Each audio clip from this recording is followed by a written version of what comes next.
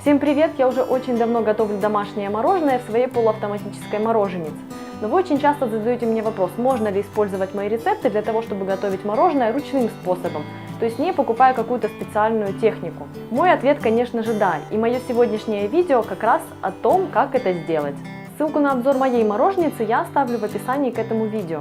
Итак, абсолютно любой рецепт мороженого из моего блога или моего канала вы можете использовать для того, чтобы готовить мороженое ручным способом.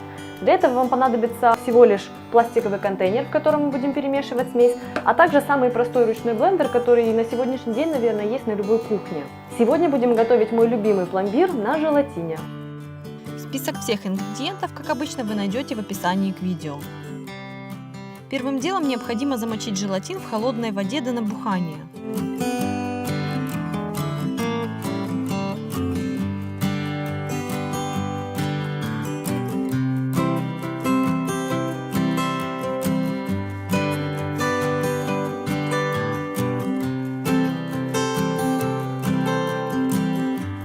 Сухое молоко смешайте с сахаром и перемешайте. Это необходимо для того, чтобы сухое молоко не образовывало комочков.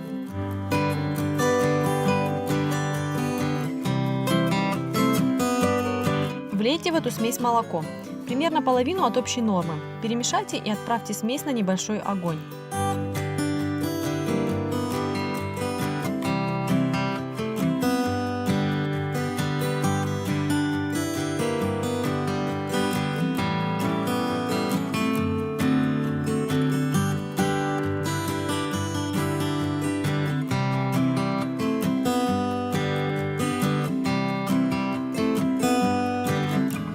Помешивая сироп, доведите его до кипения и снимите с огня.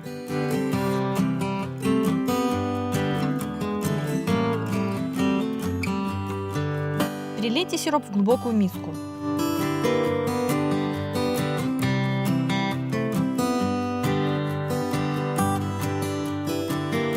Отправьте в сироп замоченный ранее желатин. Температуры сиропа как раз будет достаточно, чтобы растворить его.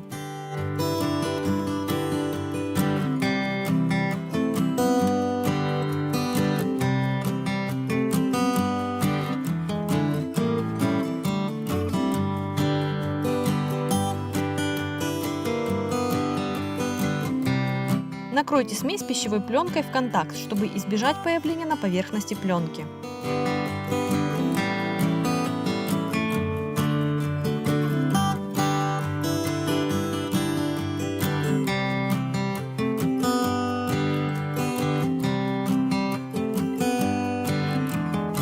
Остуженный сироп превратится в желе. Влейте в него оставшееся молоко. Я оставила немного молока для смешивания со сливками, так как я использую густые домашние сливки. Так работать с ними удобнее.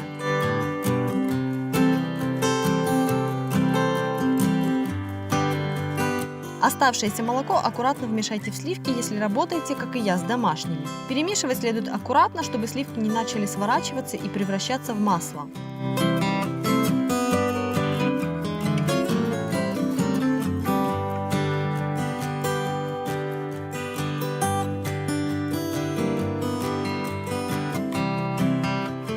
Смешайте сливки с молочным сиропом и пробейте все блендером. Иногда можно встретить рекомендации предварительно взбить сливки, но этот совет имеет место быть, если готовить мороженое вы будете в мороженице. Ручной способ сведет на нет пышность сливок, приобретенную в результате взбивания.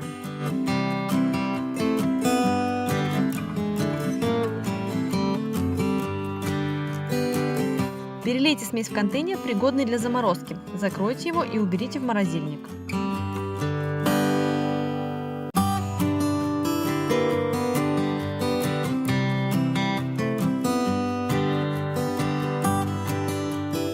Через час достаньте контейнер. Вы можете заметить, что масса уже начала схватываться у краев контейнера.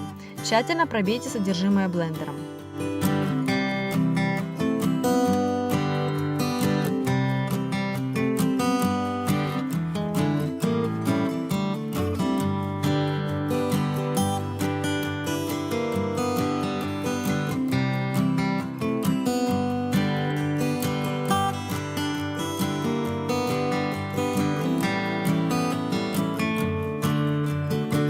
Верните контейнер в морозилку.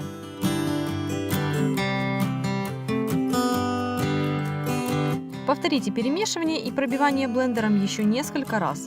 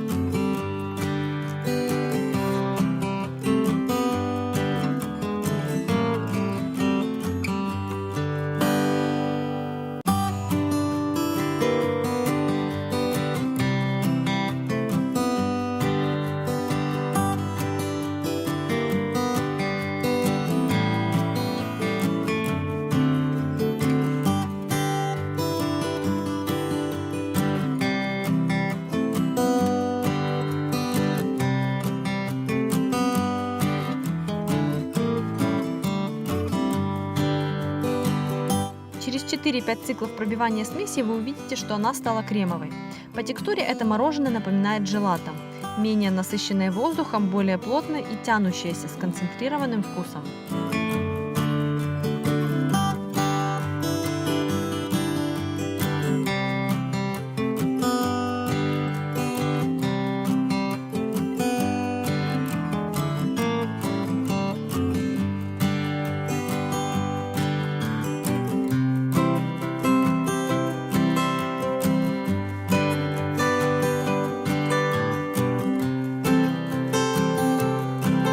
Как вы видите, процесс очень прост, но он потребует от вас времени. То есть вам в течение дня необходимо будет находиться дома для того, чтобы просто регулярно перемешивать, пробивать массу блендером. Иначе вы просто рискуете получить вместо нежного кремового мороженого просто кусочек льда.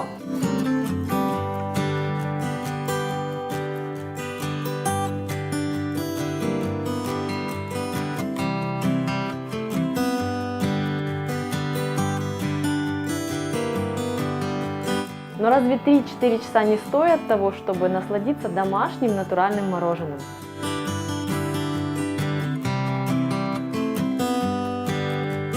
Раньше я постоянно готовила мороженое именно так. Но почему стоит все-таки задуматься над тем, чтобы купить мороженицу домой, если этот десерт у вас в ходу? Во-первых, это банальная экономия времени. То есть вам не нужно будет находиться 3-4 часа дома, чтобы пробивать смесь регулярно блендером. Мороженица все приготовит буквально за 20-30 минут. И мороженое уже будет сразу готово к употреблению, оно будет иметь такую мягкую, приятную консистенцию. Очень много людей любят именно такую консистенцию мороженого. И если вы захотите съесть его сразу, то сможете это сделать. Если вы захотите получить мороженое более плотной консистенции, вы просто переложите эту смесь, уже кремовую, замороженную кремовую смесь в контейнер и уберете в морозильник на пару часов для домораживания. Тогда она получится прям такой вот плотненькой, привычно, ее можно будет легко накладывать красивыми шариками. Во-вторых, я заметила, что когда мороженое готовит мороженица, оно получается всегда нежнее и воздушнее, чем то мороженое, которое приготовлено ручным способом. Если вы уже задумываетесь над приобретением мороженицы для дома, то какой все-таки отдать предпочтение? У меня полуавтоматическая, я вам скажу, я ее выбирала, потому что полуавтоматические это более бюджетные модели. Тогда, когда я ее покупала, я еще не понимала, зайдет ли для меня эта техника или не зайдет, поэтому большую сумму денег я на нее тратить не хотела. Их огромное преимущество это, конечно же, цена, а также то, что они более компактны, если сравнивать их с автоматическими моделями. Но есть один нюанс. Чаша, в которой находится хладагент, который должен работать и замораживать вашу смесь для мороженого, эту чашу необходимо убирать в морозильную камеру примерно за сутки. А поэтому приготовление мороженого всегда необходимо планировать.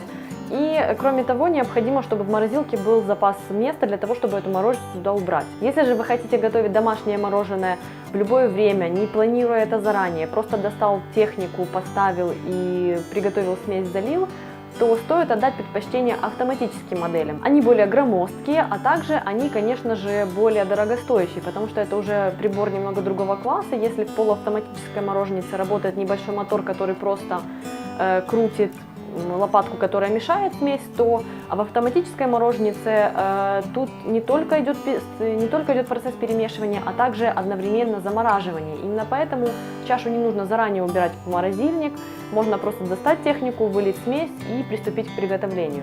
Надеюсь, что было полезно. Если так, то ставьте палец вверх и подписывайтесь на мой канал. Напишите в комментариях, готовите ли вы домашнее мороженое, а также поделитесь своим любимым рецептом. С вами был канал Жизнь вкусная.